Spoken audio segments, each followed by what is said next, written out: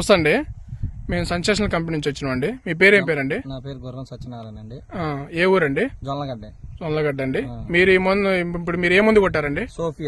Sophia మందు కొట్టారు. ఎక్కడ తీసుకొచ్చి కొట్టారండి? గిరిగారి కొట్లో తెచ్చుకొట్టాం. గిరిగారి కొట్లో తీసుకొచ్చారు. అసలు ఏం జరిగిందండి గిరిగారి కొట్లో తెచ్చేటప్పుడు? మీరు 6 ఎకరాలకి అండి?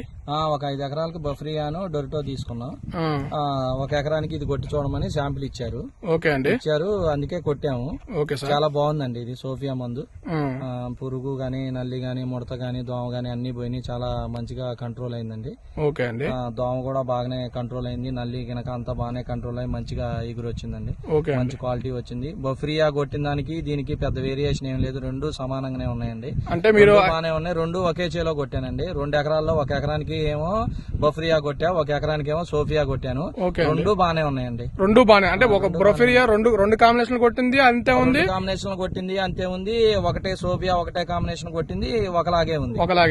రైతులు కొట్టుకోవచ్చు. రైతులు ఈ సోఫియా మందు వాడొచ్చా వాడకూడదు? వాడొచ్చండి, మంచిగానే వాడొచ్చు. ఏమంటే గుర్రం సత్యం గారు అండి.